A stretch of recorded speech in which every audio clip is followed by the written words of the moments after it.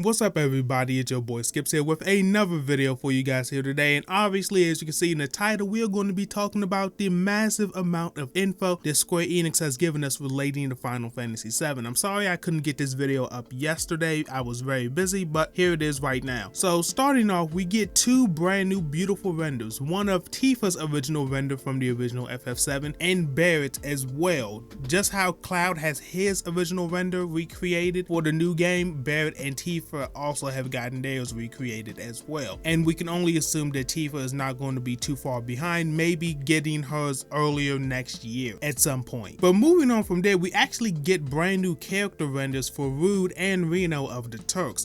And they do give us a little bit of information talking about these characters, but I specifically want to look at their renders. Obviously, everybody loves Reno. He's an amazing character. He has a great design that a lot of girls tend to love. But specifically, I want to look at Rude because some people were fearing that Square Enix was trying to whitewash this character for some reason or another, even though he has always been a fairly light-skinned character who has had a noticeable tan. But in this render, as you can see, he does have his tan. It's just that in that trailer, the lighting was a bit funky and it made him look a lot lighter than he usually is, so there is no worries to be had there. Next from there, we get greatly rendered screenshots of Wedge, Biggs, and Jesse, and can I say all of these guys look better than they ever have, and I can't wait to see how much of an expanded role will they get in this new game. Seeing as Midgar is going to be a much bigger portion of the Final Fantasy story this time around, they're obviously going to be around a lot longer than they were in the original game, so I want to see how will they develop and how their dynamics will be with the main character, seeing as they're going to be around a lot longer. But to jump into the very interesting stuff, first of all, talking about classic mode, which is essentially a turn-based mode for people who are not exactly the biggest fans of action-based combat and are more akin to turn-based combat when it comes to their RPGs. And it is basically confirmed that classic mode will be the same as easy mode in Final Fantasy VII Remake. There will not be any specific difficulty setting for that mode, it will just straight up be easy. So for those people who were hoping that classic mode was going to be their saving grace for this game and that it will have its own difficulty scaling so you could play on harder difficulties, unfortunately that will not be the case. But either way, it's just a great thing that Square included classic mode in the first place, so I can't really be too mad at it. But looking at the difficulty meters, as you can see, we have classic, easy, and normal, and I find it really interesting that there isn't a hard mode on this. So I hope that Square Enix is going to release that post game, maybe to renew interest in the game, or maybe they'll save that for when the eventual PS5 port comes. I don't know, but I would like to see a hard mode thrown into there. And this is where it gets even more interesting, is talking about the unique abilities of each character. This is something that I talked about in my last video, and they're really talking about it now in this new info dump. With Cloud's unique ability, he has two modes, which is Operator Mode and Punisher Mode. Operator Mode is basically a good balance of speed,